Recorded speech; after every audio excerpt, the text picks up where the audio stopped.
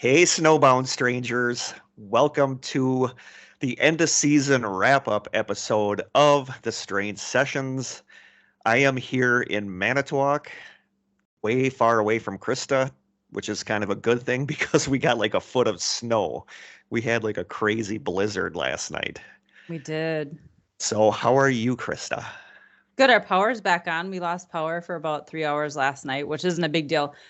Considering they had sent a notification saying we would be out without power for over 24 hours, but it came back on within 3 hours. Yeah. It was a Wow. little scary, but it was all good. We're Ours fine. flickered at one point and people were freaking out because of the power, and like I would have ended up having to go by Corey's house because they have a fireplace, Oh, yeah. and it's just like, ugh. But everything went good. But holy cow, I've not seen a Yeah. storm that bad in quite a while. And I, Yeah. I was pondering whether or not I should go to work or not. And I was just about to call in that I wasn't coming in when work called me and said they were shutting the plant down, which does not happen very Yes. often. Right. So it Yeah. was bad. Yeah. But yeah, this is just we wanted to do something so you guys would have something from us because people were starting to miss us. So we wanted to do something new and we wanted to like talk about how our holidays were and all that good stuff. So when the new season starts, we can jump right in to the train wreck that we usually do instead of having to talk about holidays. So how were your holidays? They were good, really quiet, actually. Well, as people will hear, we did an investigation the night before New Year's Eve. Yes. And I think we were all very short on sleep, and most of us probably spent New Year's Eve in our PJs Yeah. sleeping, Yeah, we're going which to is talk what we about did. that. That will be the second episode of the new Yeah. season. We'll talk about the investigation. There's not going to be too much to talk about, but there's some stuff that I really do. There's one thing that part of the investigation we did that I really want to dive into. Yes, So, definitely. I know what you're talking about. yep. And I kind of want to give a shout out to Coleman, our Yeah, stranger Coleman. Coleman, who Yeah. joined us on the investigation, and we loved him. All of us. It was like unanimous. All of us loved him so much Yeah. that he is now an official part of our investigation group. Yeah. He's just a good guy. It Very was good a guy. it was cold, but once once we get to that episode, we will tell you all about the investigation. So cold. Yeah. But holidays were nice. It was laid back. I Yeah. went by Aaron's family like I always do on Christmas Eve, and he kept saying that I was gonna like the gift that they got me, and him and his family chipped in and bought me this great brand new laptop for the podcast that I'm actually recording on Crazy. right now. I know it's so Nice. nice, It's so so generous. nice. Yes, and because of my sleep schedule changing, I was actually there later than usual because I usually dip out at like 6, you know how I rolled back in the day, but Uh-huh. now I Uh-huh. stayed there till like 9. So it was nice. And then Christmas Day, I went by Corey and Nicole's and the kids, and Corey didn't want to do a traditional ham, so he did corned beef and cabbage, which was Oh, actually really nice. good. Yeah. Oh, he is such a good cook. Like he got all the cooking genes in the family, and Yeah. I got nothing, you know. But otherwise, the holidays were nice. It was nice having a break from the podcast for a little bit. Yeah. But I'm seriously like itching to get back to it now. And I splurged and bought season 4 of Secret of Skinwalker Ranch, and I'm currently watching that. And I'm so addicted to Skinwalker Ranch right now. Like I want to do another episode about that this season because our first one was just kind of we didn't really know what we were talking about. Not that we do now, but so With anything. with anything. But I forgot to give shout outs. I want to give shout outs to our newest strangers, and those are Eliana Steenson. She was one of my 6th grade students that actually moved away at the beginning of the year last year, and she found me, which is awesome. Hi, Eliana. Kimberly Duda, J. Adrian Weber, Catherine Davis, April Procell Tettleton, and Lisa Sportsman Rogers Smith. Dang. Yeah, that's a tongue twister. It is. Yeah. We forgot to mention, and people complain about people this. are people already Sorry. are writing bad things on YouTube about it. Yeah, the next like 15 minutes or so is well, we're not doing a taste test today, so actually this should go pretty quickly, but We have a we bunch do of have a packages. little bit of yeah. Open So those our up. our first official episode, the titillating 20 is probably going to be more like 30. But hey, we post the timestamp of the topic start in the show notes. So if you're listening on an app or you're watching this on YouTube, if I figure this Skype video thing out, which I think I should, just check the show notes if you want to skip to when we actually start talking about the topics. Mhm. I wanted to also mention we started work on the studio. So, Neat. I'm excited to see it. yeah, we have to finish. So it's wood paneling down there. And if you don't use a specific kind of paint, the tannins in the wood will actually bleed through the paint. So we have to put this specific kind of primer down first. So that's what's going down now. Then we'll put paint on, and then we're going to put carpeting down there. Wow. And Jim is actually thinking about building a wall to separate it from the workout area, but it should hopefully look very different when you return to the studio. Wow. And I have another light to buy, but then we'll be all set up for our YouTube stuff. So That's awesome. yeah, we have a month to figure it out. We do. I actually got to start working on the season premiere topic now because I've been kind of slacking on that. So we're gonna. Do we know what it is? Yes, it is. The one that won is the tunnel system or cave system. Yeah. Okay. And cool. So I'm going to start diving into that tomorrow morning or today because I'm not leaving the house today until they get the streets clean. And now we're supposed to get nailed with a deep freeze, like Yep. below zero. It's already tonight is already sub-zero temperatures. So gotta love Welcome Wisconsin. to Wisconsin. So I wanted to look back on the last season, but I didn't write down the topics. I suppose I could look on YouTube if I had to. Mm-hmm. But I felt like it was a pretty solid season. One thing that I really liked that I'll wait because I'll just look at this. All right, are you ready? I'm ready. Season 7, Episode 1, Atlantis. That seems so yeah. long it ago we does. Wow. talked about that. Forgot we even did that. But I ended up liking that more than I thought I would because I'm not an Atlantis guy, but it was actually fun. Episode 2 was my favorite mini mystery, The Stanley Hotel and Flight 401. I love that one. Episode 3 was Episode 3 was kind of a big one. That was the Dodelston messages, and a lot of people that was a good one. that liked that, and I was worried because it was kind of just a weird story, like a time travel over the computer. Mm-hmm. So, but everybody seemed to love that one, and I really enjoyed it too. Episode 4 was Strange Creatures. I think that's when we talked about the deer lady and those things. Oh yeah.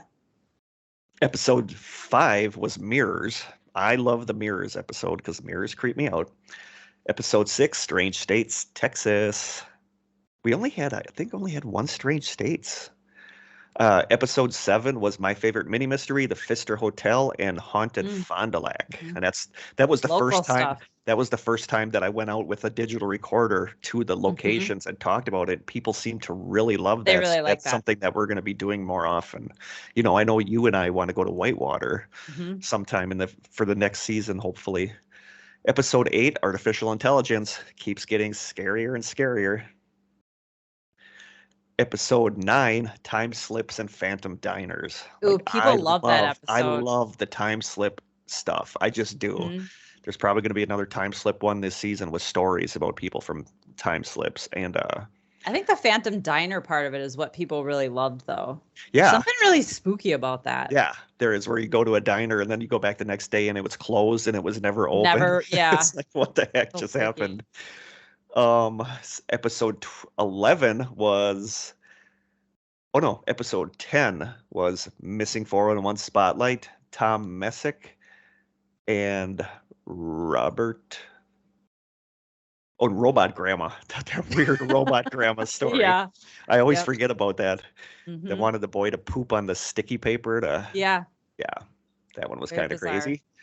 Episode 11 was Holy Hill, my favorite mini mystery, Holy Hill, with Aaron, where Aaron and I drove around and got lost, and people loved that episode. So Aaron desperately wants to come back on next season. Where Kurt's grumpiness is a whole vibe. Yeah. But it's true. There's a certain time where all of a sudden my whole demeanor changes, where I start to get tired and cranky.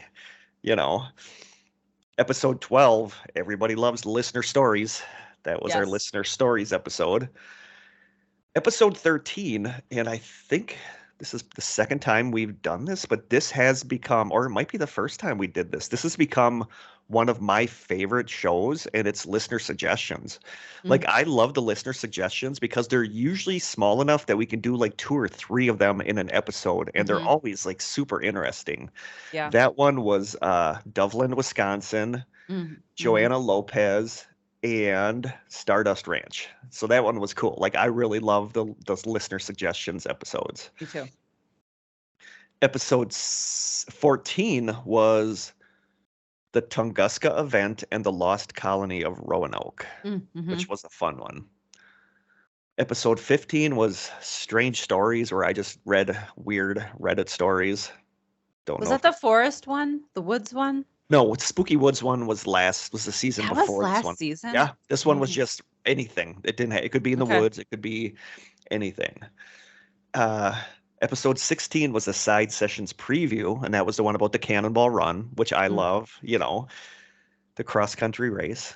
Episode 17 was part 1 of St. Nazianz and JFK Prep. Mm-hmm. And episode 18 was part 2 with Mark and Rhonda. They joined us for that. We got that weird EVP In my basement. in your basement while we were recording. Hey, maybe while we're doing renovations down there, Oh, we'll that start something up. might ramp some stuff up. I didn't even think about that. I'm gonna hope that doesn't happen. Episode 19 was Haunted Dolls. Creepy. Mm-hmm. Mm-hmm. Episode 20 was more listener suggestions. It was the Nahana Valley that Brad Oh yeah, yelled at me about. that was a good one. Mm-hmm. That was a good one. You left the snarky voicemail about Hutland and Gary Sudbrink, which creeped out a bunch of my students with those weird phone calls that guy got. They were creepy. Yes, they were. And then episode 22, season finale, Lake City Quiet Pills, joined by much loved co-host Corey. And you talked about that Kamar, that weird thing that was almost like the The the Dyatlov Russians. Pass. Yeah, it was a lot like Dyatlov Pass, which was Mhm. really cool. So that was our last season, and it was a pretty solid season. Yeah, I think so. actually have this next entire season written down, Dang. but it's going Gonna to share change. that with me? No, because it's going to change. Because Okay. at some point, somebody's going to suggest something, or I'm going to find something that piques my interest, and then I'll put something else in and Mhm. bump something else. But as of right now, we have enough. Like we only did one Strange States, and people kind of like Right. the Strange States, so I'd like to do 2 of those. Mhm. So stuff is going to end up getting bumped. So it's not set in stone, but it's nice knowing I have enough for. Oh, somebody almost just wiped out in front of my apartment. Oops. It's nice knowing that I have enough that we can actually do another season. So Yeah. that's always good because I worry about that. Great worries. So what things do we want to do this next season? I was just thinking, if we have listeners, I know we have listeners overseas. If you want to get on this Strange States thing that we do, Yeah. and there's something cool going on where you're from, or some Yeah. special cryptid, let us know. We'd love to cover more than just the United States. Yeah, I'd have to think of a word that starts with S for overseas. Because Strange States, strange. I'll think about it. Yeah. I'll ponder that. But yeah, because we would like to branch out and do other areas, because there's really cool stuff. Like Japan has a lot of cool legends, like Africa has a lot of cool cryptids and legends. So we would love to do that. So maybe this season we'll try to just branch out and do a country or something, or an individual somewhere, just to branch out. And we're going to try the video stuff this season. How's that going to be? You're the video mistress. So Oh yeah. That sounds like a different kind of YouTube channel. Yeah, we'll find out. I mean, I have to order another light. We have one of those big fancy lights, but we're going to be facing each other on opposite sides of the table, so we need 2 lights. So I just need to order another light. Good God, I'm going to get a suntan down there because that's so bright with that light. Yep. So then are we going to do the thing with the 2 cameras where you're going to edit when I'm talking and it's going to show when I'm talking and when you're talking? Ooh, that's the idea. You are going to have your work cut out for you. Yeah, that's why I need a whole week between when we record and when we release. Yeah. It's a bit of a learning curve. Oh yeah. I am not a techie person at all. So I am learning all of this as I go. Yeah. But we invested in Premiere Pro, Adobe. So I feel like I'll be able to do a lot more with that than I was with the free app that's on my laptop. So yeah, because I think that's supposed to be pretty good for like video editing and stuff. And there's a lot of YouTube tutorial videos on how to do stuff in there. So I feel like I can kind of teach myself as I go. So again, it's It'll going to be a an bit of a experiment. It's going to be a bit of an experiment, a little bit of a learning curve. So bear with us while we get all the kinks worked out. Yeah, But it'll be nice because people do seem to like the video. I think so. But it'll take a bit. It's going to take a while to get used to, especially with 2 lights on us. Holy cow. Anything else we want to try for next season? I can't wait to do the whitewater thing. I think that's going to be so much fun. Whitewater, like that's where you met Jim? Yeah. I've been listening to a lot of the Cabin podcast lately about Wisconsin. And so good. Their Halloween episodes are about haunted places, and they talk about whitewater. So I'm excited for our whitewater episode. I've always wanted to see. I've never been whitewater. I've never been to La Crosse. Like, I'd like to see these college towns across Wisconsin. Yeah. Is there anything else? I would recommend we go during the summer when it's not so crowded. It's like a totally different city obviously it's a college town. Yeah. So I would rather wait till school's out before we go. Yeah. Agreed. Like maybe late spring. Are we going to go to the school, like the college? We could walk around the campus. I'd love to, actually. Yeah. Like, I love college campuses. That's like a weird thing of mine. Okay, good. It's not just me. I do too. Nope. But no, that'll be cool. And Aaron wants to come back on. We're trying to figure out where Aaron and I can take a road trip to. And when is Corey coming back on? Whenever. Okay. He's always a lock for the season finale. Yeah. But I'd like to have him on before too. It would be fun doing a road trip with Corey to a haunted location. Door County. We got to do Door County. Yeah, we do have to do Door County. Trying to think of what else we want to try different for next season. Doing things professionally is off the table because we'll never do that. Well, I think we talked about being a little bit more conversational in our episodes, and maybe if you want to give me stuff to read, so it's not just you reading and me listening. That's what I'm going to start doing. Is like I think I'm going to see if I can get my computer or my printer up and running again, because I haven't used it in forever. Because then I'll print out when I do my notes. I'll have Kurt reads this, Krista reads this, Kurt reads this, Krista reads this. You could just share it in the Google Drive too, and I can just have it on my computer. Well, that's the thing, is I want you to be able to look at it beforehand and know what you're going to be talking about. Yeah. And then we'll each have a printed copy that we can look at too. Or would you rather have, because part of me wants to have a printed copy because I like giving them to people where we sign it and give it to people. That would be great for the Ko-fi website. Yeah, that they get a signed copy of my show notes. Mm-hmm. So that's what I'm planning on doing, is having, instead of you not having any idea what I'm going to be talking about, is getting you the notes ahead of time this time. So that'd be great. So then it'll be more conversational. And I would also add, if you're a Ko-fi subscriber and you want to see, you have ideas for extra, not even content, but just things we could be doing there. I could be offering discounts on some of our merchandise on there. But if there are other ideas like signed show notes or things like that you guys would love to have access to, let us know. Yeah. We don't know what we're doing. No. I think we could go 20 seasons and we still won't have any idea what the heck we're doing. Yeah, if you've been here for 7 seasons, you figure that out by now, but thanks for sticking around. We kind of fly by the seat of our pants here on this podcast. Totally. Really like, am I recording the audio right now? I don't even know. I'm lucky we're wearing pants right now. I'm wearing pajama bottoms, actually. But, I went grocery shopping. And my Dazed and Confused t-shirt. Elavia and. Yes, it is.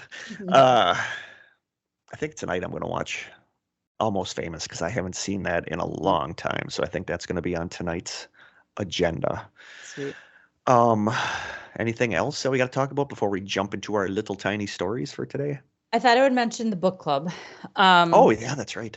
So we decided to just really focus on the Strange Sessions and the YouTube channel and the side sessions, and we're going to table the book club for now. But I continue to read books all the time. And I'm sure Kurt is always reading books too. So I might use the Facebook page and the Instagram to just recommend books. Let's just share what we're reading and what we're into. And maybe at some point we'll get back to doing the podcast again. But I really like having the pressure off of me to have to be reading a specific book at a specific time on a deadline, and just being able to read at my leisure, because our couple of strangers that participate in it did so awesome. Yeah. And it was great. But like you said, it was we have to kind of focus, especially with you doing the video stuff now. We're not going to Yeah. have a whole ton of time, so we have to start focusing on that. We're still going to be doing the side sessions. Mhm. But yeah, it's like it was a little bit of a pressure knowing I had to read, especially when it was like a 600-page book, Yeah. Yeah. that we'd have to slog through. So we'll maybe revisit it one day, but like you said, we'll just start posting book recommendations, and if they want to Recommend books to us. recommend Yeah, books to us, that would be cool. that'd be great. Is So there that's anything it. is there anything else for next season that we want to talk about? No. I can't think of anything either. We're going to continue the taste test. Like I said, we have like 4 or 5 packages to open. So we have a lot to open. What are you drinking there? Just regular old coffee? No. So right before I was going to do the podcast, I was going to brew my coffee. And it's one of those Keurig ones that it's not like a plastic container. It's like a mesh. It's like a different kind. Mhm. And for some reason, my Keurig machine, which is like a $10 Walmart cheapie, doesn't always work with those. So I went to get my coffee, and it was a mug of hot water. It didn't pierce the coffee thing. So I guess I'm having tea. because I've been drinking it at work. I'm trying to get away from soda because when I started this new job, it was soda every day. So I'm trying to get away from that. So I went back to that Yogi tea, which is the positive energy. There's like 2 different ones. There's a vanilla spice one that's really good, and there's a tangerine one. So that's what I've been drinking at work. So I just doing my Yogi tangerine positive energy. Nice. I have lion's mane mushroom tea. Is that good? Mm-hmm. I like it. Corey is surprisingly big into just Earl Grey. So he gave me a couple. He gave me a couple packages of Earl Grey. So I had one, and I'm like, "Ooh, this is really good." It's that bergamot that's in there. That's what he said. That's what he said. He said he loves the flavor of that. It's so I good. feel like all classy. That's I feel Jim's favorite too. I feel all classy when I drink that, and like Jean-Luc Picard because he always wanted Earl Grey tea. Oh, really? Yeah. I did not know that. So speaking of television shows, should I jump into my topic? Yeah, let's do it. Oh yeah. I don't even know what first? yours. No, you can go ahead. I saw the Simpsons picture, so I was like, "Oh, what is this about?" I'm excited. What could we talk about on the strange sessions that people? Where is Springfield? No. Okay, because that's a big debate. Is it Illinois? It is a huge debate. Okay, yeah. They're always predicting the future, kind of thing. That's right? what it is. Yep. Hang on. Okay. So a lot of people believe that The Simpsons quite often predict the future. And it keeps popping up, especially on TikTok. It's like crazy on TikTok that people think that The Simpsons somehow is able to predict the future. So from a Time magazine article from June 3rd, 2020 called, quote, 17 times The Simpsons accurately predicted the future, the article says, and this is crazy, like I forget about this. With 31 seasons and counting on the air, The Simpsons is undeniably a television phenomenon. Both the longest-running American sitcom and animated program, the critically acclaimed cartoon is widely recognized as one of, if not the, best shows of all time for its humorous satire of everything from politics and pop culture to everyday family life. And this right here is crazy. In fact, throughout its 776 episodes. Wow. That's insane.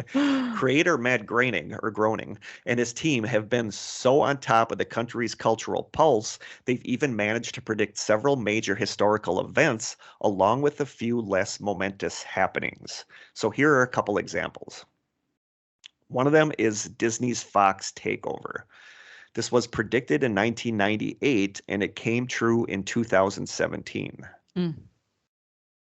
After a trip to Springfield, director Ron Howard pitches a screenplay that Homer wrote to producer Brian Glazer of 20th Century Fox. At the beginning of the scene, a sign can be seen at the Fox studio lot that reveals the company is, quote, now a division of Walt Disney Company. Cut to nearly 20 years later, and this sale actually happened, with the news breaking that Disney has reached a deal to acquire $66.1 billion worth of Fox on December 14th, 2017. Another one, I keep forgetting that I have a touch screen now and I can just scroll up. It's so nice. Fancy. Another one is Lady Gaga's halftime show. which was predicted in 2012, came true in 2017. Nearly 5 years before Lady Gaga descended from the roof of Houston's NRG Stadium for the halftime show of Super Bowl, whatever that Roman numeral is, her Simpsons doppelganger performed a song for the residents of Springfield while suspended in the air, the two even more similar silver ensembles for their shows. Another example is the 2020 experience. Predicted in 1993, came true in 2020. If 2020 was a bingo card, The Simpsons could already have at least 2 squares ticked off. In the nearly 30-year-old episode called Marge in Chains, not only does an unprecedented sickness named the Osaka flu sweep through Springfield, but when the townspeople began rioting to demand a cure for the virus, a swarm of killer bees that could be likened to the, quote, murder hornets showed up, just like the ones that were predicted to hit the U.S. unexpectedly. So that's kind of weird. Yeah. You know.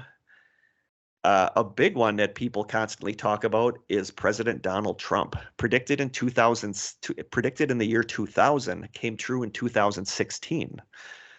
When Bart flashes forward into adulthood, viewers learn that Lisa not only becomes the president, but inherits, quote, quite a budget crunch from her predecessor, Donald Trump. The country is broke, she asks her aides in one scene. How can that be? At the time, the real Trump presidency was still 16 years away. That's so crazy.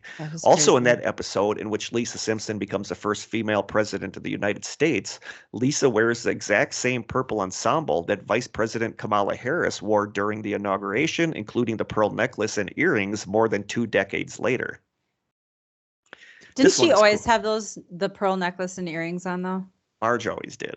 Oh, Marge. Okay. I thought Lisa did too. Yeah, she might have. I think so. This one I think is super interesting. This one's the God particle. It was predicted in 1998, came true in 2012. The existence of the Higgs boson, or God particle, a breakthrough that helps explain how everything in the universe has mass, wasn't confirmed by physicists until the year 2012.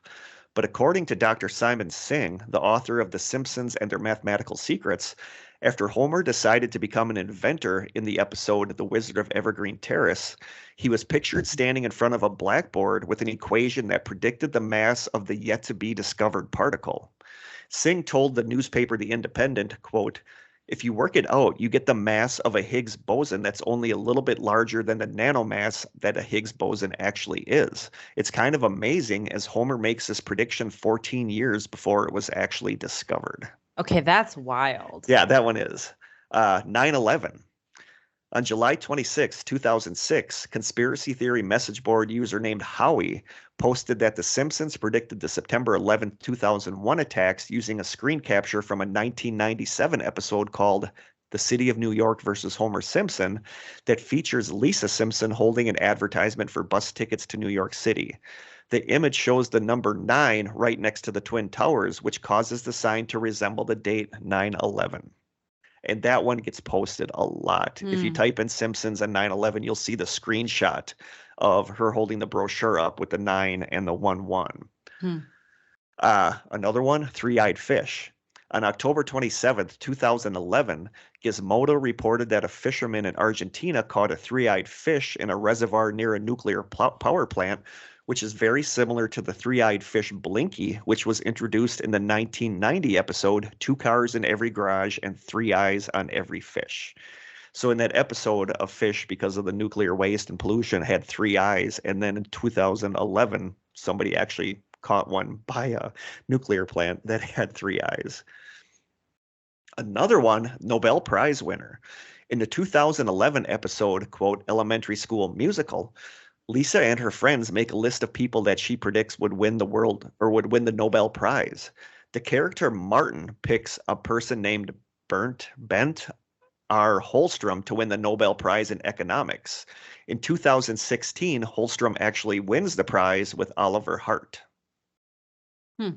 Another one, smartwatches. The episode Lisa's Wedding in 1995 was the show's first foray into the future, with several technology jokes in tow that ended up coming to fruition. For example, a botched wedding proposal from Lisa's boyfriend, Hugh, prompts him to call an audible by talking into his watch. In 2013, smartwatches with voice recognition first came out, saving relationships around the world.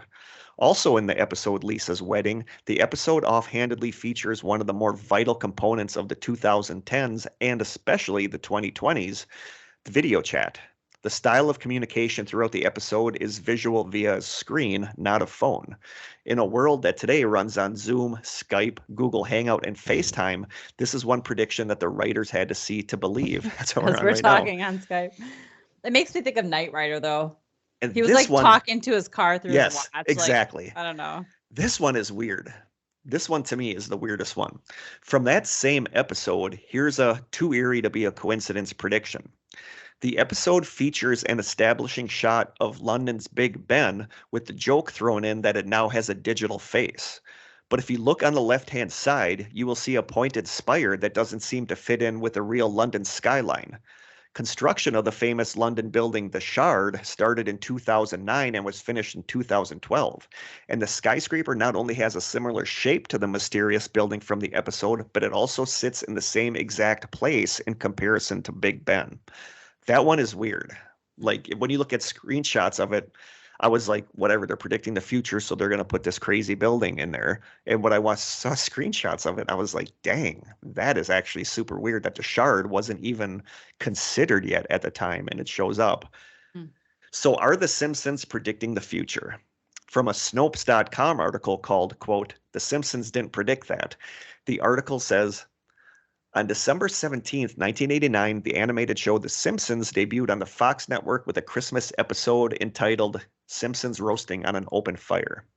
Since then, Springfield's most famous residents, Homer, Marge, Bart, Lisa, and Maggie, have appeared in more than 600 episodes over the course of 31 seasons, and it's now 776 episodes, which is, I remember my buddy Tom Bialik, I remember watching the first couple episodes at his house, drinking beer, and it was like I was just out of high school. Mm-hmm. You know, so it's just crazy how long that's been on. Yeah. That's well more than 200 hours of content. If you watch The Simpsons nonstop 24 hours a day, it would take you well over a week to finish the entire series. That's a lot of content, a lot of jokes, and a lot of opportunities for coincidences to appear. While we will readily admit that there have been a few interesting coincidences between jokes on The Simpsons and real-world incidents, most of these predictions have rather simple and mundane explanations. In this collection, we'll go through some of the most popular and persistent rumors regarding the show's fortune-telling abilities. The animated series did feature a joke about Donald Trump becoming president in a 2000 episode called Bart to the Future, but since Trump had actually been flirting with the idea of making a presidential run since as far back as 1999, such a prediction really isn't as surprising as it might seem in retrospect. Matt Groening, I never know if his name is pronounced Groening. Matt Groening told The Guardian, quote, "We predicted that he would be president back in 2000, but Trump was, of course, the most absurd placeholder joke name that we could think of at the time, and that's still true."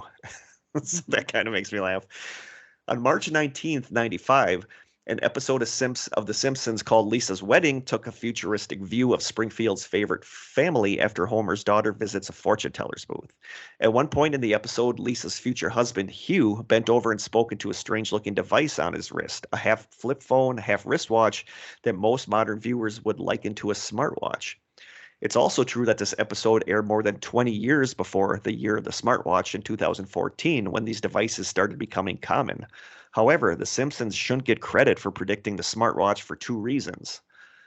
While the year of the smartwatch was 2014 in name, the very first smartwatches were created long before this episode of The Simpsons aired.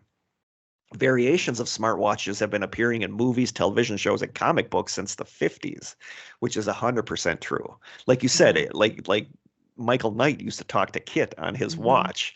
Yeah. So it's not like it's super surprising that they made a smartwatch, because that's kind of a logical step for communication, is having a watch. From a 2021 From a 2021 Reuters article called, quote, "The Simpsons episodes are not evidence of predictive programming," the article says, in the episode Bart to the Future, which aired in 2000, Lisa Simpson is named the first female president of the United States. While it makes no mention of Vice President Harris, the first woman, the first black person, and the first Asian American to hold the office, she says that her administration had inherited quite a budget crunch from President Trump. Trump did have an unsuccessful presidential run in 1999, which could have inspired the talk of a future Trump presidency. Lisa's purple suit and pearl earrings are similar to the outfit that Vice President Kamala Harris wore on Inauguration Day, but there is an explanation for this. Harris wore a mid-length purple coat and matching dress from New York-based designer Christopher John Rogers.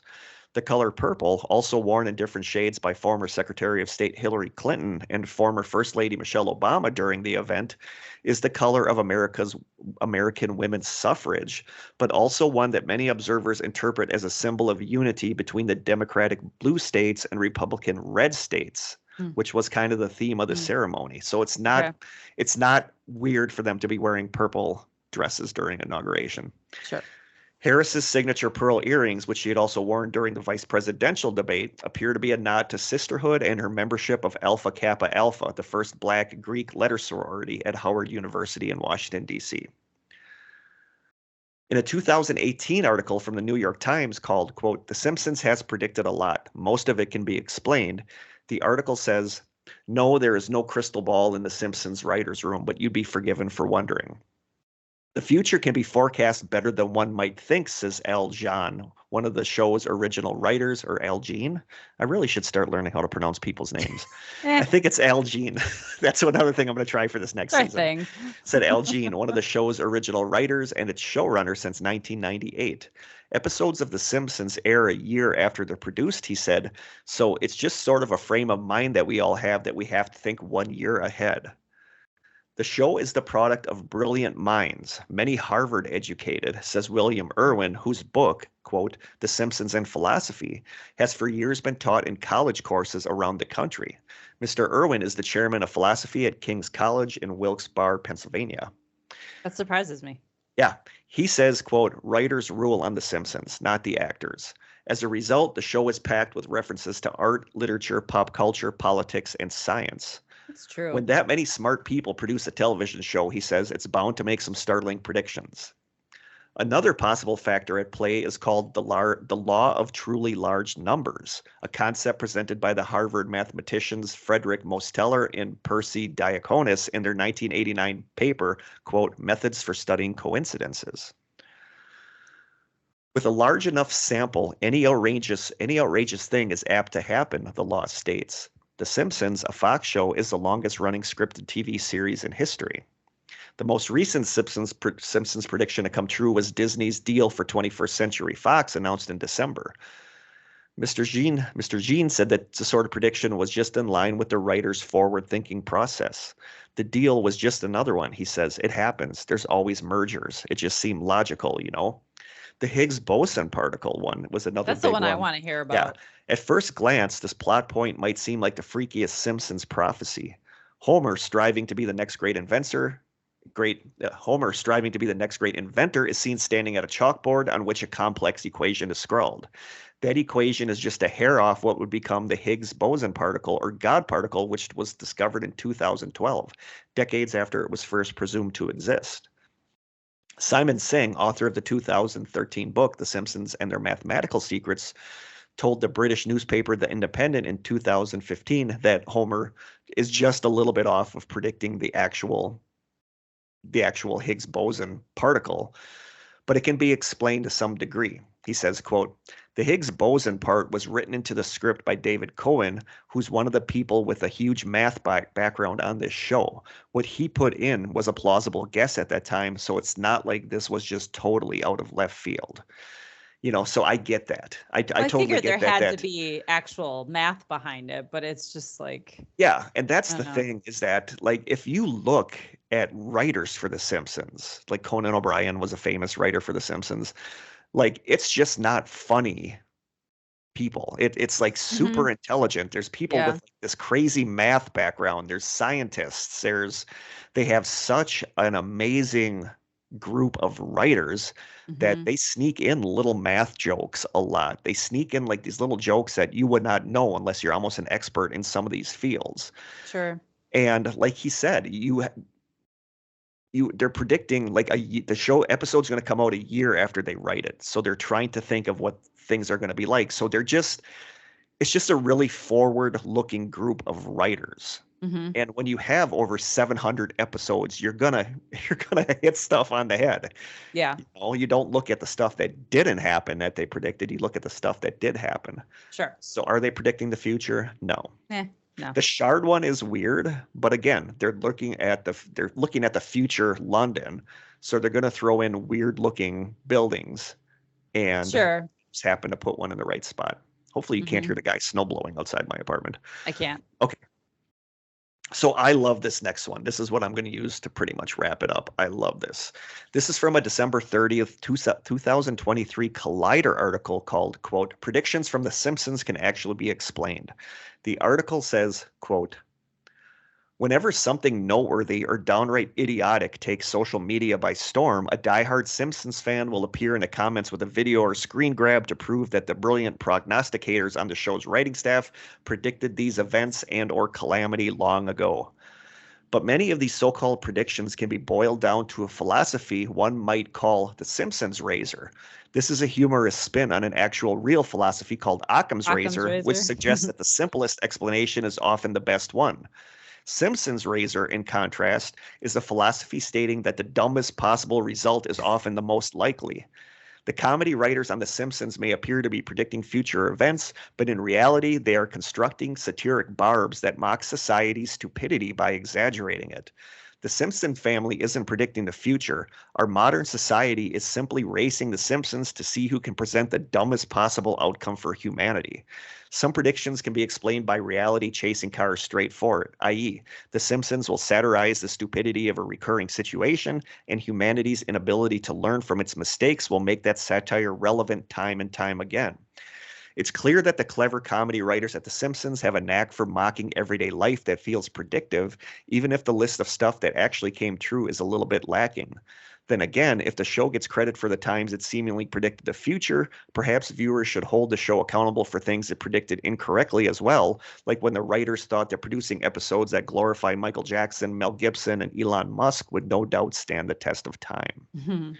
Contacted by Reuters in March 2020, Bill Oakley, writer and producer for The Simpsons during the 1990s, addressed the overall idea that the show could predict world events by saying, quote, "I would say in general, when people say The Simpsons has predicted something, it is just that we were satirizing real life events from years before, and because history keeps repeating itself, it just seems like we were predicting things."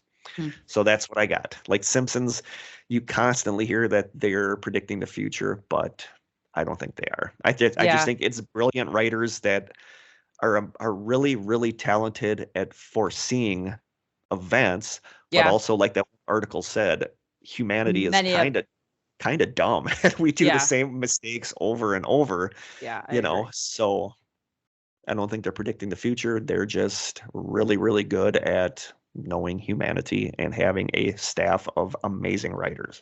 Well, and more, like you said, more often than not, their predictions don't actually end up coming true. So, No, for 700, well over 700 yeah, episodes, there's like 20 of them. right. So you're Yeah, bound to hit that many when you have over 700 totally. episodes.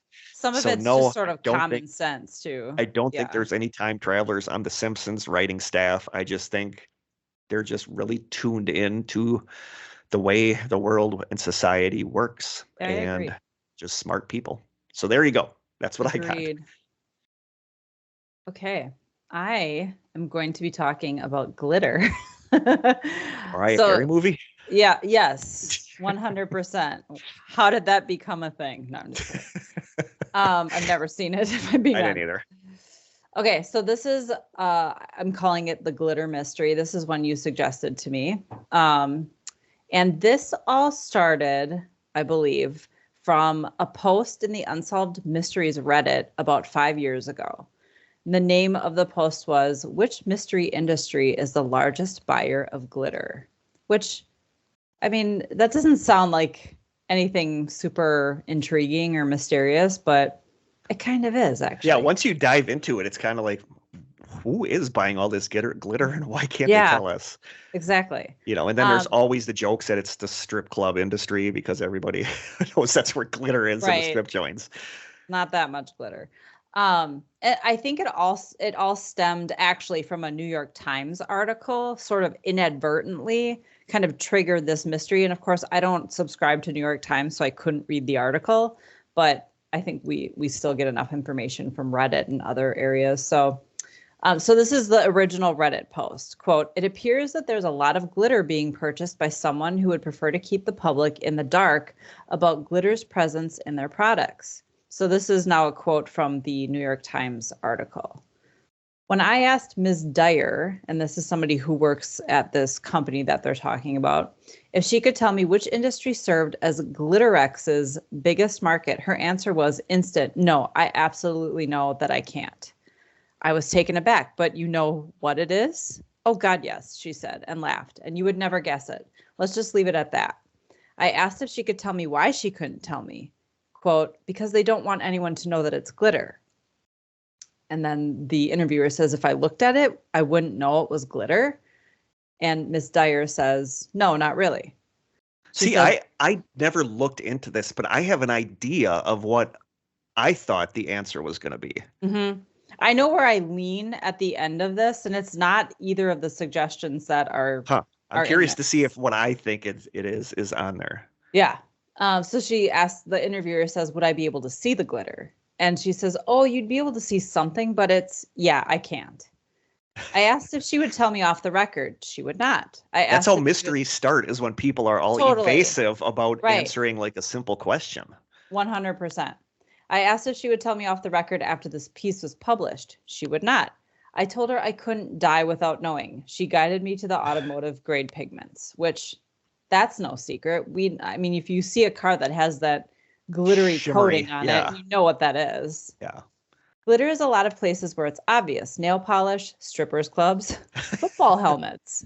Where might it be that is less obvious and can afford to buy a ton of it? Guesses I've heard since reading the article are toothpaste, which I never would have thought of that.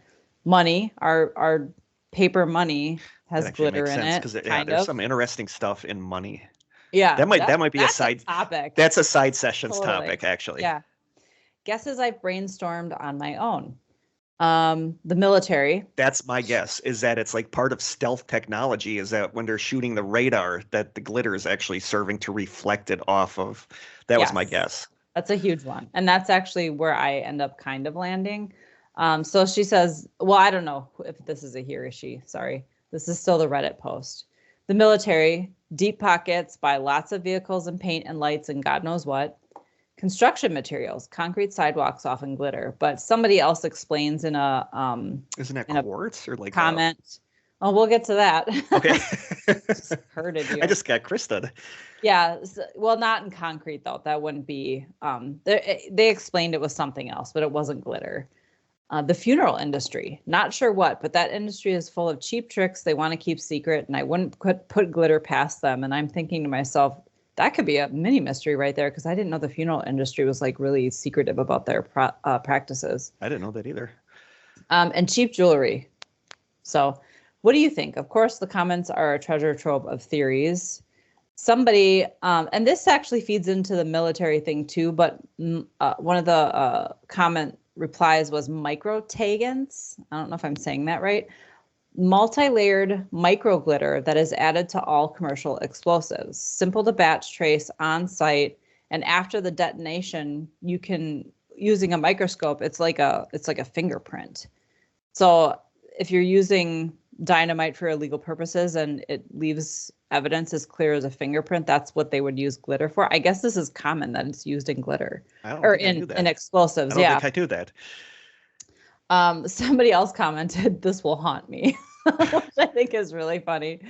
A lot of comments bring up the military using glitter to create radar absorbent surfaces for things like stealth fighters. So Mark 48 Torpedo commented, I'm pretty sure it's actually stealth coatings, i.e. paint, for stealth fighters like the F-22 and F-35, which are now being produced in relatively large quantities for the U.S. military.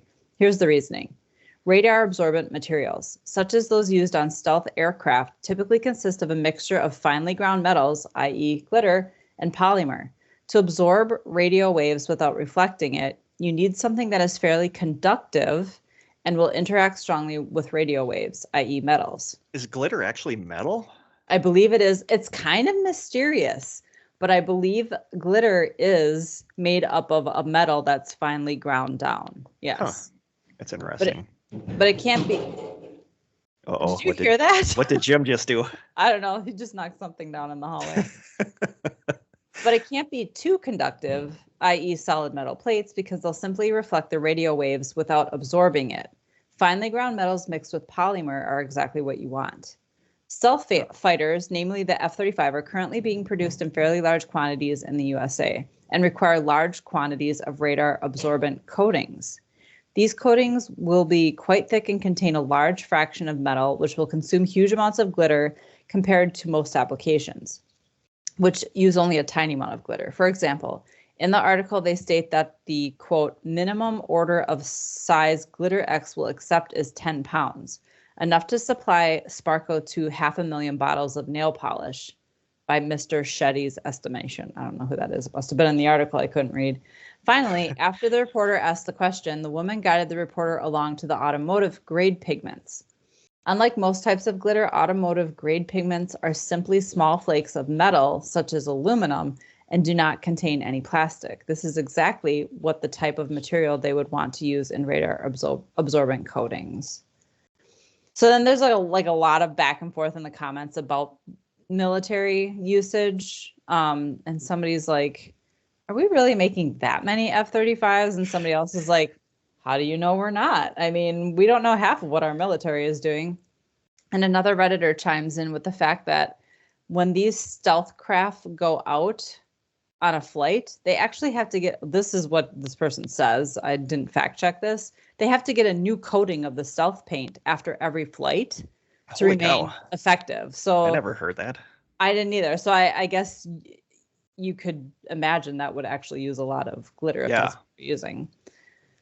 Of course, other really obvious theories are tossed out. Cosmetics, shampoo, soap, toothpaste, automotive industry, flooring. I mean, even like linoleum or vinyl flooring can have sparkly stuff in it, wallpaper. Maybe it's what the Glimmer Man is wearing.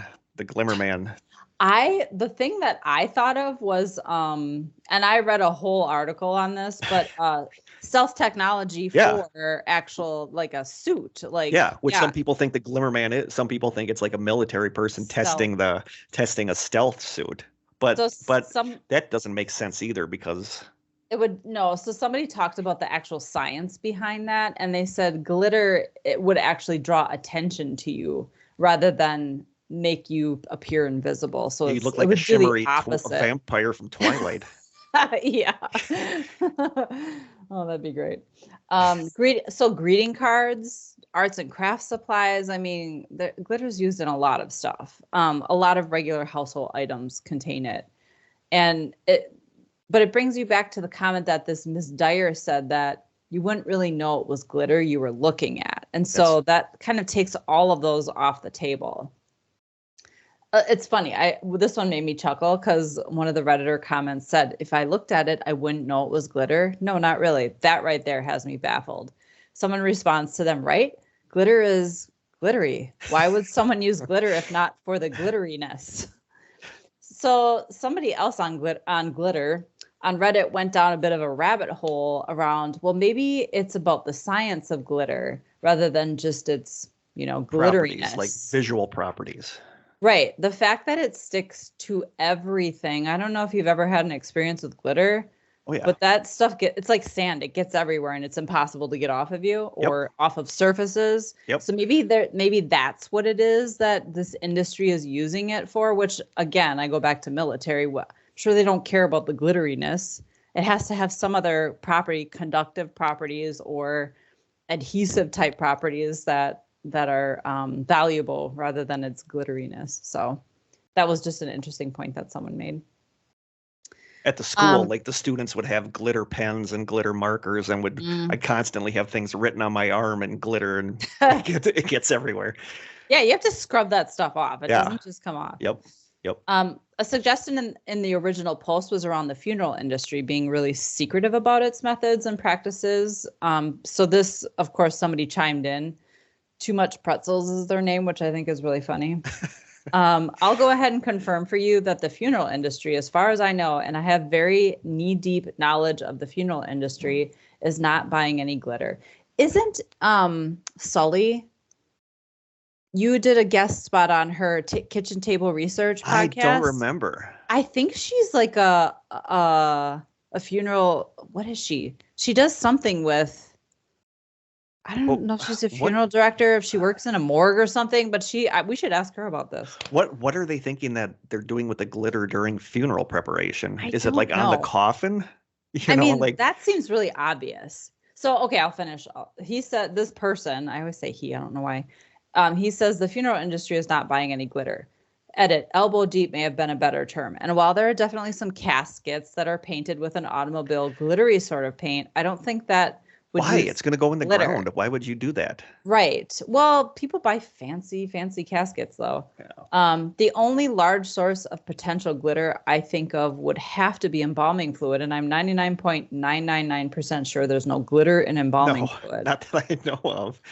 Yeah. Another theory that was tossed out that I thought made me laugh because I thought it was funny is that resorts or touristy locations with popular beaches are putting glitter in the sand to make it glittery. Yeah, I mean that actually is kind of weird though. That makes a little bit of sense actually. I didn't really look into that one too much because I just kind of laughed. But I'm sitting here thinking about some really jaded rich people this sand isn't glittery enough. They should add glitter to this. Glitter. Yeah. You would have more glitter stuck on you, mixed with the sand that you mixed with the sand that you get every crevice on your body. No, thank you. So I ran across this. So there's a podcast called Endless Thread, and you can go to their website and read transcripts of their episodes. So they did an episode on this in 2019. So probably not long after the original Reddit post, and they claim to have solved the mystery. So this is the first big thing I read that I was like, oh, this is so obvious. And then you sent me something that I was like, dang, that's not, they say right in that article, that's not it. So I think it's one of those things we're never really going to have a good answer on, but we'll talk about the last two big theories. So I'm not going to go into the whole, they did a whole long exhaustive investigation, talked to a bunch of different experts in different industries that they had heard were theories of who could be buying this glitter. And what they landed on was so boring and mundane, but the boating industry. I was going to say that earlier because so many of the boats' hulls look sparkly and have super sparkly. Yeah. Yeah. So at the end of the episode, they had tracked down someone named Brannon Pittman, a technical director of chemistry for a company called HK Research Corporation, who makes polyester gel coats for the marine and fiberglass and cast polymer industries. So basically boats. Yeah. I know, quote, I know how much boat manufacturers use, especially the bass boat manufacturers. I think if you think about fishing lures, certain fishing lures are really sparkly too. And I wonder if bass are attracted to sparkly things. Mark Zahn worked at Burger Boat for a long time. Right. I bet you he's got insider knowledge. But you don't want to get Big Glitter mad at you because you'll disappear. You'll disappear. There's only a couple of glitter companies, major ones. I think they're both I think this is super fascinating. When I suggested this to you, I didn't know what there was going to be, but I think this is a really cool story. I really do. Yeah. So he goes on to say, and when I say I know how much they use, I don't know the exact volumes, but I've been in their plants and I've seen the drums of material. And compared to other uses of glitter or greeting cards and Christmas ornaments and the cosmetic industry, the volume is way more that goes into a boat. So I used to work for a bass boat manufacturer back in the 90s, and we bought it in 30-gallon drums, probably 10 of those drums a week.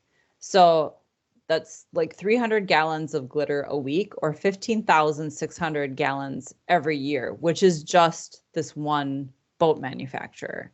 So one of the hosts of the podcast calls it a glitter palooza. So when they questioned why the woman, Miss Dyer from Glitter X, that was interviewed made it seem so clandestine, oh, I know who it is, but I can't tell you. They theorized that it was just a producer of a product protecting their customer's identity. It's just a thing you do. So I work for a food manufacturer, and we have a big brand name that everybody probably knows, but we also manufacture items in our plants that people sell under their names. Yeah. That you probably, it's very common practice, but I don't know that that's common knowledge. And so it's not something you just walk around. It's not like a secret, but I'm just saying that I think it's really common for a company to be sort of protective of their clients or customers' business. And so they theorize that that's really what it was. And the way she said it turned it into this the way she big said it thing. wasn't good then, because it made it more intriguing. You know, if she would have Like, just you'd said, never well, guess. if she would have just been like, well, we can't divulge some of our customers, instead of Right. saying, you'll never guess, you could look at it and not know it. It's like, Yeah. that just makes you want to know what it is even They more. don't want anyone to know it's glitter. So obviously glitter. But then you sent me a link to an article that came out last year. So the one that from this Endless Threads was 2019, and this one was 2023. It totally contradicts this.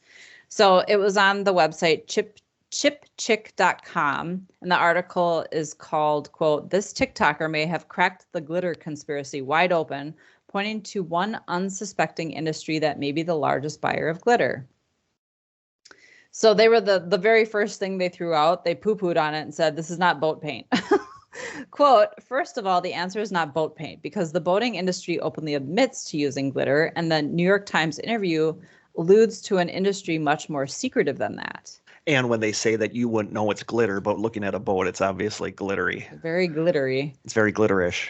In a now viral video, the TikToker Ray, and this is, I'm quoting from the article, detailed how one unsuspecting but totally plausible industry might be the quartz countertop industry. Contrary to popular belief, companies that create quartz countertops do not just slice open a huge boulder of quartz and throw it down as a kitchen counter. Instead, there is an entire manufacturing process. First, the quartz crystals have to be actually ground down into a fine powder, and then this powder is pressed into the slabs. Even afterward, though, the counter is still only about 90% quartz. There's the other 10% made up of, you might be wondering, well, companies add other ingredients such as polyester, resin, and other additives.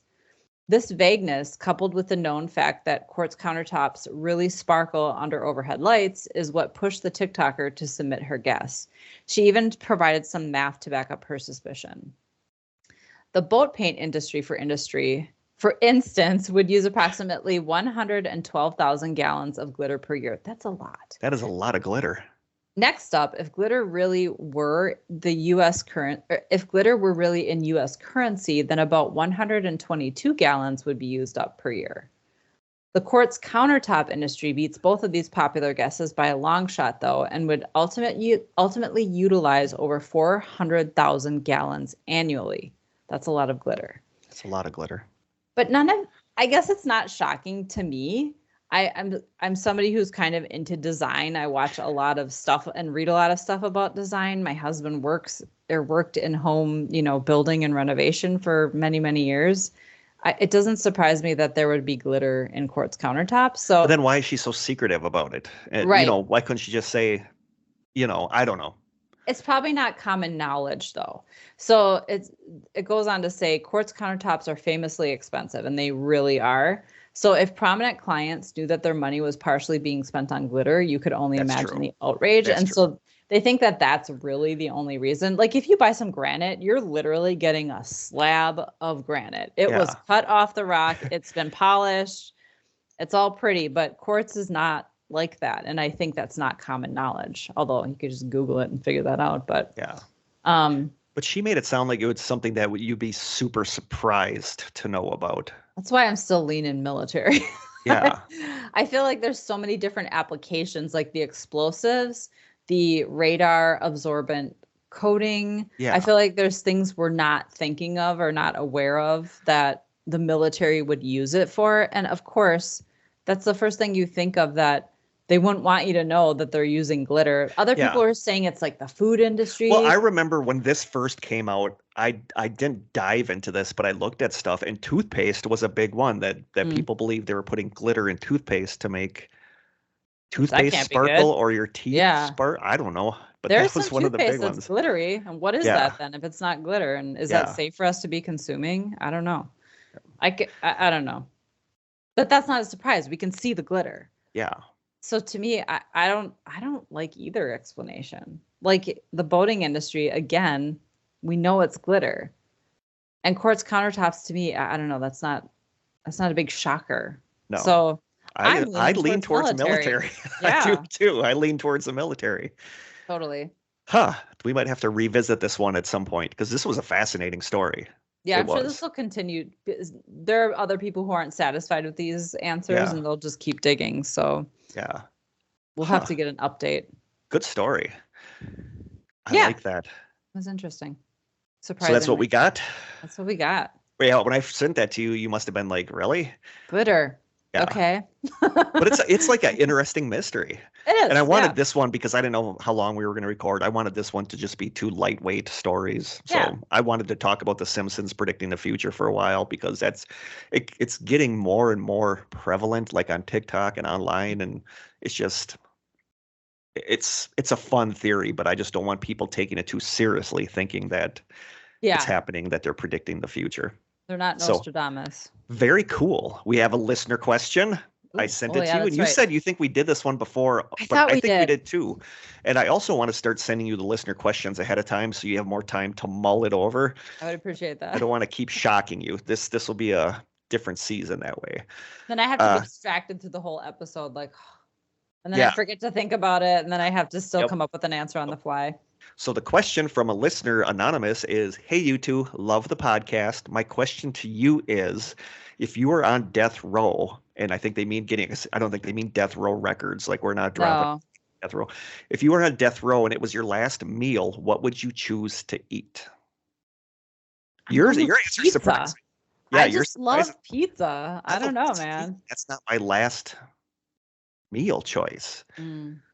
Do you have a specific pizza? Your homemade pizza? Yeah, maybe my homemade pizza or like a really good, authentic, You don't like want to spend your wood-fired last pizza. meal making your own pizza, though. I mean, you're going to be No. dead, so you want to chill. Maybe they'll let me out though to go home and make the pizza. Then I can escape. Yeah, or some really good like wood-fired, Yeah, Neapolitan type pizza. That'd be good. just did not expect. Like my With pepperoni. I need pepperoni. That's the only kind of The pizza. peps. It's pepperoni. Like everybody knows my toppings of choice are pepperoni and onions. I love pizza with pepperoni and onions. Like my first gut instinct was chicken tikka masala because I love chicken tikka masala. It's my favorite food. But then I got to thinking, and my answer for this is I would want a burger it's in West Bend, Wisconsin, a place called Jumbo's, like Jumbo's frozen custard. It's like a Culver's. Oh, okay. Is the best. Like Aaron, when we went down there, the first time we went down there, we just happened to pick that place, and it was like, oh my God, the burgers are so good. So every time we'd go geocaching down there, we would go through there. And now that Aaron lives down there, he says he doesn't go there as much as he thought he would. They have like fish on Fridays. Like they go get this big fish bucket, for Friday. It's Wisconsin, Friday fish fry. It's a thing. But their burgers are amazing. It's got a ton of, it's like a Big Mac with the Thousand Island dressing on it. But it is the best burger I've ever had in my life. So my answer would be a burger from Jumbo's from West Bend, Wisconsin, a Coke from McDonald's because nothing is better than McDonald's Coke. And I thought about the fries, and I am going with Culver's crinkle fries. Like I love crinkle cut fries, and I know that's a very divisive topic because people hate. I don't understand the hate. They have for to be crinkle crunchy. They have to be crispy Culver's though. Fries are literally perfect. I'm getting Like hungry. when I go to Arby's, I don't like their curly fries. There's something weird about their curly fries taste to me. Like I don't like it. Like I love Arby's crinkle cut fries. And even at the drive-thru, like, do you want the curly fries? And I say crinkle cut fries. They like pause for a minute. Like they're like, seriously? Like I have to make some. Yeah. I love cut fries, and I especially love them from Culver's. Like I love Culver's fries. So a Jumbo's burger, a McDonald's Coke, and Culver's crinkle fries. That would be my final meal. If somebody said we don't have any pizza, you're gonna have to come up with something else. It'd be like Thanksgiving stuffing. Oh yeah. So good. I used to make just stovetop stuffing in my microwave all the time and just go to town on that. So good. Yeah. Now I am getting hungry too. Right? My song choice. Do you have a song choice? No, Okay. I my wasn't song prepared. sorry. My song choice. I just looked. I don't remember if it came up in like YouTube suggestions, but this is a band that I genuinely love anyway. And this showed up in my YouTube suggestions. And I didn't know that they kind of did a collaboration too with the song. So this is going to be my song. I'm going to read you a couple of the quote or the YouTube comments on it at first. And I just love this band. And they're hard to like pigeonhole. They're like dancey, but they're also kind of nostalgic. But once you hear them, you know it's them. So one comment from YouTube under this song is, quote, the fact that the song can still sound nostalgic even when it just first comes out amazes me. Somebody else writes, quote, their music just always makes me happy. Somebody else writes, quote, I never heard of these guys before. This song is all sorts of awesome. Somebody else writes, quote, I heard this song at work today and instantly fell in love with it. And somebody else writes, quote, I caught this song on the radio yesterday. You know why you're here. It's inside your heart now and you cannot explain it. And it is the song After Midnight by the band Phoenix. Like, I love Phoenix. You know Phoenix, don't you? I don't know. If you heard some of their songs, Okay. you would totally know. Like the first time I ever heard them was in the soundtrack for Lost in Translation, which is one of my all-time favorite movies.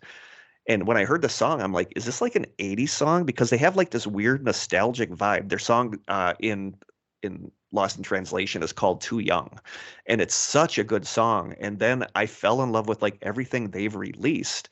So then I found this video, like this is a newer song by them, but there's a regular version and there's also a version where that features a singer named Clairo.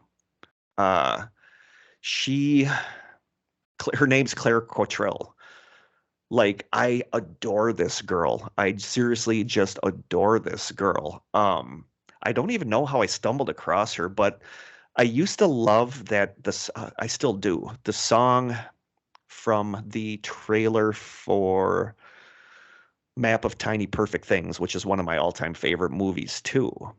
And I can't Claire Rosencrantz. She was like a teenage girl when this song came out, like 17 or 18. And I love this song. And I think because I liked that, Claire Cottrell showed up on something. And I adore this girl, but I don't have a crush on her because she's like in her mid 20s. I want to say 25 or 26, but she legitimately looks like she would have been one of my eighth grade girls. She looks so young that I don't have a crush on her, but I just adore this girl. So, and some of the comments under this, I'm the one I'm going to post is the one featuring Phoenix and Clairo. And some of the comments underneath that one are, quote, I like the original song, but somehow Clairo's voice really just fits in and makes this so much better. Somebody else writes, quote, I love Phoenix and I had to look up Clairo. Now I am in love. And somebody else writes, quote, Phoenix plus Clairo equals perfection. So that is my song for this episode, After Midnight by Phoenix featuring Clairo. And in the comments under the video, I'm going to post, there's like a little 30-second clip of them doing this together in concert, and she is just so stinking cute. It like pains me how cute she is. So I am going to do that. That is my song choice for this episode, After Midnight by Phoenix featuring Clairo. Cool. So there you go. Do we have anything else? I don't think so. Do you want to do the deets? Oh, the deets are, you can email us at thestrangesessions@gmail.com. We are on, this is the last time I'm going to say anything about Twitter. I'm deleting the Twitter thing off because we don't even do anything on there anymore. Yep. We are on Instagram at The Strange Sessions, where Krista does an amazing job. And we have so many great listeners on Instagram. I love our Instagram people. You can send postcards and snail mail to The Strange Sessions at P.O. Box 434, Manitowoc, Wisconsin, 54221-0434. I forgot we also have a letter from Matthew Thornton we have to open up that's right. and decipher. You can call our lonely little phone line. We had a couple people actually call. Michaela did. But then a couple days ago, we got a voicemail and I went and listened to it, and it was like a fax sound, like something making like a weird. That is weird. So it's like, is that something creepy? Is that something we need to be aware of? Yeah. Or somebody was just one number off of where they were trying to go. Yeah, because I listened to it expecting a voice, and I'm like, oh, that's weird. Hmm. You can call our lonely phone line at 920-443-9602.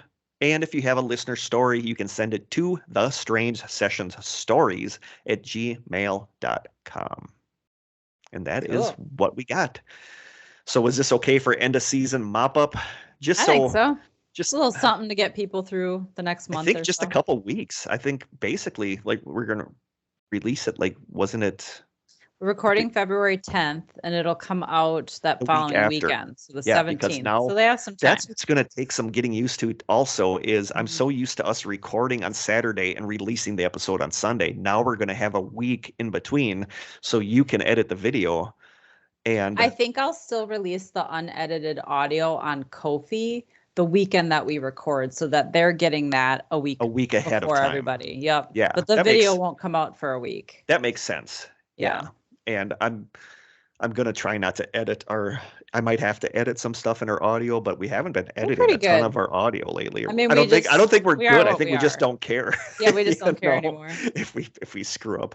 Like I Right. stumble over names like nobody's business. So and I don't go in and edit that out because it's like we are what we are. I'm not going to try to make us look more professional than we are. Sometimes I think people love us They because aren't we're here because so yes. not Right. professional. We're You know? relatable. Yeah. Yep. Like I said, if people are like, if these schmucks can do a podcast, Right. anybody can. So I And plenty think, of people have done that. Plenty of our yes, listeners have been like, I yes. can do that. And they now have I great podcasts. I love being able to scroll on my computer screen. It's like the coolest thing ever. So I think that's it for this. This is the official last episode because, you know, we always call the one with Corey the season finale because we never know if we're going to do an end of season because we could have skipped this and been fine. But because I think we're starting so much later than I thought we were going to start, we wanted to put something else in here for you guys. Yeah.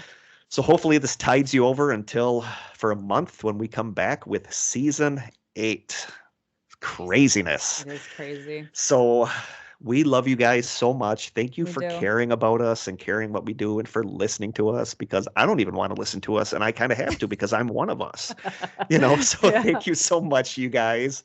We love you so much. And anything else you would like to add? I don't think so. I think it was Stay easier. safe. Stay warm.